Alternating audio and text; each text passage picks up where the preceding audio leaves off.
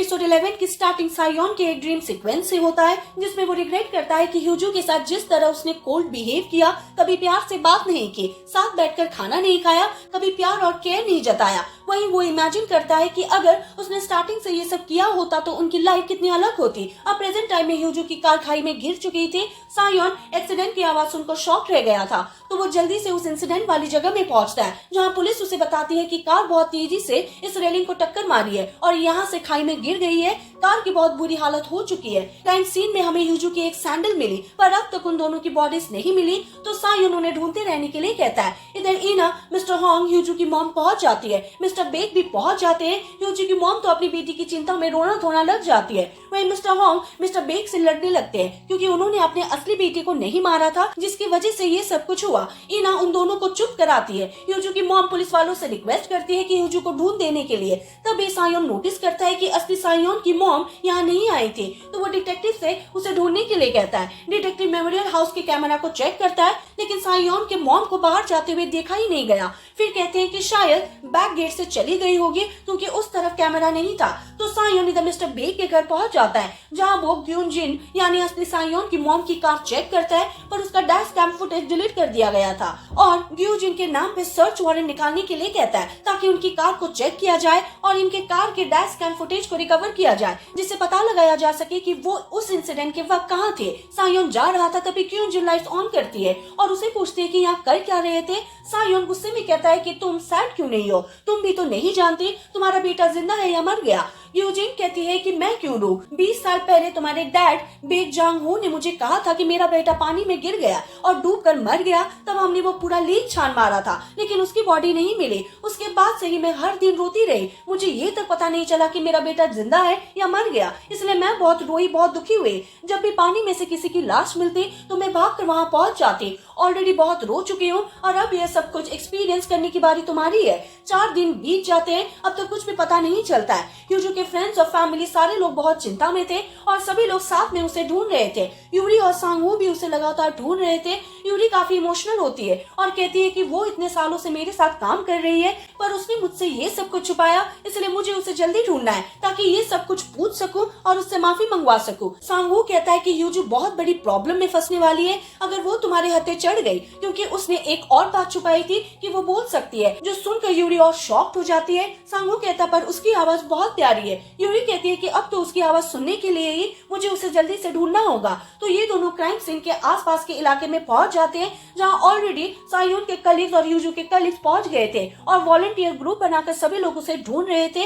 इधर कार में से मिले सारे एविडेंस को कलेक्ट किया जाता है। इसमें ह्यूजू की आईडी, फोन, सैंडल, किडनैपर का चाकू, ये सब होता है। डिटेक्टिव बताता है कि यहाँ से नदी जिस डैम तक जाती है वहाँ तक हमने देख लिया, पर हमें ह्यूजू नहीं मिली। अब उनके जिंदा रहने के चांसेस इतना कहा ही था कि सायोन कहता है कि ये आप मुझे तब कहना जब ह्यूजू की बॉडी मिल जाए, तब तक उसे ढूंढते रहे। और ह्यूजू के सर्च वारंट का क्या हुआ? डिटेक्टिव बताता है हमारे एप्लीकेशन को रिजेक्ट कर दिया, क्योंकि सिर्फ सर्च वारंट की वजह से लीडिंग पॉलिटिकल पार्टी के प्रेसिडेंशियल कैंडिडेट की वाइफ के नाम पे वारंट जारी किया नहीं जा सकता। सायोन कहता है कि इस बार मेरे पास सबूत है, तो आप इस बार अरेस्ट वारंट रिक्वेस्ट करिए। इधर क्योंकि किडनैपर की सच्चाई बाहर आ गई थी कि वो मिस्टर बेक और यूजिन का असली बेटा है, उसी के लिए मिस्टर बेक ने एक प्रेस कॉन्फ्रेंस बुलाया था। अब नेता लोग झूठ बोलने में तो एक्सपर्ट होते हैं, तो वही थोड़ी सिंपैथी पाने के लिए कहानी बना देते हैं कि बचपन में हमारा बेटा अपने ग्रैंडपा के साथ गया था, फिर कभी नहीं लौटा, हमने उसे बहुत ढूंढा लेकिन नहीं मिला, तो हमारी दुख को खत्म करने के लिए हमने सायोन को अडॉप्ट किया,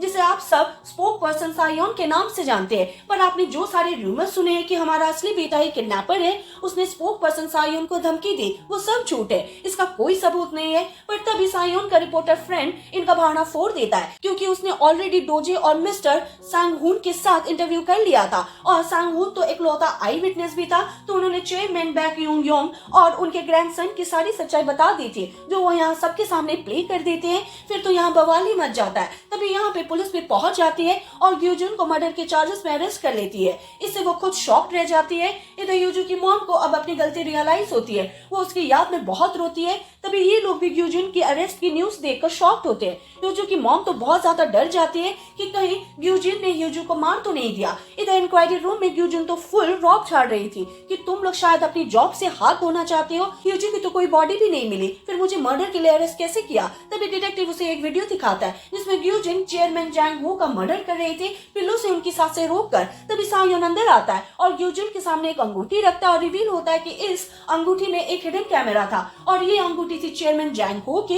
इसे चेयरमैन ने सायोन को दिया था, पर सायोन ने उनके मरने से कुछ दिन पहले उन्हें वापस कर दिया था। इसके बाद एक दिन जब ग्यूजिन चेयरमैन से मिलने आई तब चेयरमैन ने कन्फेस किया था कि मैंने अपने हाथों से तुम्हारे बेटे को मारा है। ग्यूजिन ने कहा कि एक और गलती की है आपने, खुद के बेटे को मेरी बेटी की जगह रिप्लेस करके। चेयरमैन पूछते हैं कि क्या तुम इस बारे में जानती थी। ग्यूजिन कहती है कि मेरे बेटी के जाने के बाद आपने एक अनाथ बच्चे को हमारे घर लाया और उसे सायोन बनाने के लिए कहा, पर जैसे जैसे वो बड़ा होते गया वो आपकी तरह बनता गया। मैंने देखा है आप उससे कितना प्यार करते थे और उसके सक्सेस पे कितना प्राउड फील करते थे। ये सब मैं अपने बेटे के लिए फील करना चाहती थी, पर आपने वो मुझसे हक छीन लिया। चेयरमैन कहते हैं कि मैंने उस मॉन्स्टर को मार के हमारी फैमिली को बचाया, जो सुनकर गुस्से में ग्यूजिन ने चेयरमैन को मार दिया, जो उनकी अंगूठी के कैमरा में रिकॉर्ड हो गया। कमिंग बैक टू प्रेजेंट, सायोन कहता है कि मैंने इस एविडेंस को तब यूज करने के बारे में सोचा था जब इस फैमिली के सीक्रेट्स बाहर आ जाएंगे, पर अब मुझे किसी को बचाने के लिए यूज करना पड़ रहा है। इसलिए बताओ ह्यूजू कहाँ है। तुम्हारी सजा कम हो सकती है,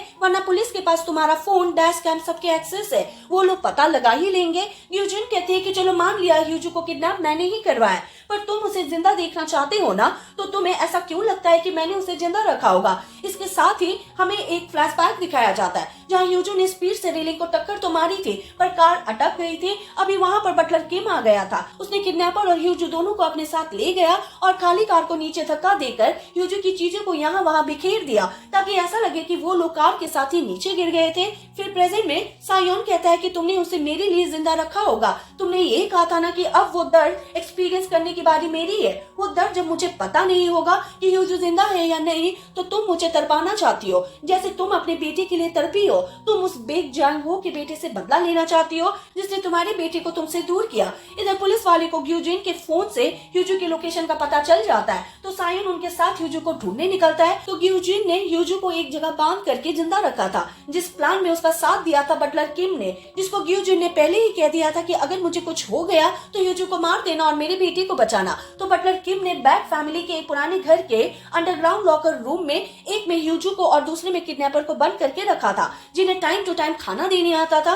लेकिन वो ह्यूजू को यहाँ से चले जाने के लिए कहता है, तो ह्यूजू यहाँ से भागते हुए जाने लगती है। इधर किडनैपर भी उसे बाहर निकालने के लिए कह रहा था, पर बटलर उल्टा बाहर से ताला मार देता है। पर तभी बंदूक लेकर मिस्टर बेक उसके पीछे आ जाते हैं, जो उसे दरवाजा खोलने के लिए कहते हैं। वो यहाँ किडनैपर को मारने आए थे, क्योंकि उसकी वजह से उनकी लाइफ जो बर्बाद हो गई है। इधर ह्यूजू जो बहुत कमजोर हो चुकी थी, एक गोली की आवाज सुनकर रुक गई, तभी वो फिसल कर नीचे गिर गई। इधर उस रूम के अंदर का सीन दिखाया जाता है जहाँ वो गोली लगी थी बटलर को, और किडनैपर अपने बाप से भी बंदूक छीन लेता है, क्योंकि वो उनसे ताकतवर था और उन पे भी एक गोली चला देता है। इस आवाज से ह्यूजू को होश आता है, तो वो फिर से भागने लग जाती है, लेकिन वो किडनैपर बाहर आ गया था, जो सीटी मारते हुए ह्यूजू को बाहर आने के लिए कह रहा था। ह्यूजू डर के मारे नीचे छुपी रहती है। तभी दूर से वो कुछ कार्स को आते हुए देखती है, जिनमें सायोन और पुलिस वाले थे। तो वो सायोन की कार की ओर भागने लगती है, जिसे किडनैपर देख लेता है, लेकिन वो छुपा रहता है। फाइनली वो सायोन की कार के सामने आती है। दोनों एक दूसरे को देखकर काफी इमोशनल होते हैं। ह्यूजू उन्हें बताती है कि किडनैपर आसपास ही है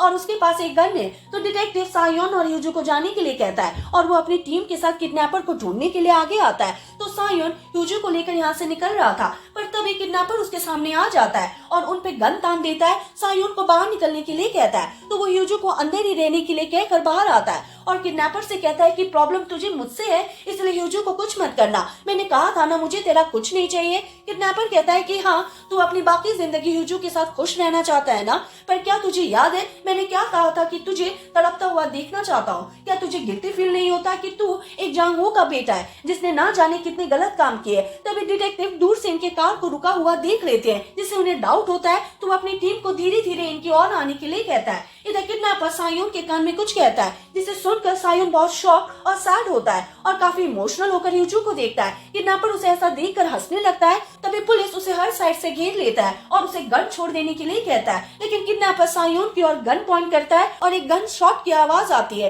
पर दिखाया नहीं जाता कि गोली किसे लगी। ह्यूजू का शॉकिंग रिएक्शन आता है और सीन कट होता है। इसके बाद हमें ह्यूजू का एक ड्रीम सीक्वेंस दिखाया जाता है, जिसमें वो इमेजिन करती है कि अगर शादी के बाद वो लोग एक नॉर्मल अरेंज मैरिज कपल की तरह रहते, धीरे धीरे एक दूसरे को जानते समझते प्यार करते, साथ टाइम बिताते, स्पेशल मेमोरीज बनाते, तो उनकी लाइफ कितनी अच्छी होती। ये सब ह्यूजू की इमेजिनेशन थी। प्रेजेंट टाइम में उस इंसिडेंट को काफी टाइम हो गया था। ह्यूजू अकेले अपने घर में बहुत सैड बैठी हुई थी और सायोन को याद कर रही थी। सायोन के नंबर पे कॉल करती है, पर उसका नंबर गलत बता रहा था। वो सोचने लगती है कि आखिर किडनैपर ने उस रात सायोन के कान में क्या कहा था, जिससे सायोन ने इतना दुखी होकर ह्यूजू की ओर देखा था। तभी उसे एक इंटरनेशनल नंबर से कॉल आता है, पर सामने वाला कुछ भी नहीं बोल रहा था। ह्यूजू बहुत इमोशनल होकर कहती है कि क्या ये तुम हो सायोन।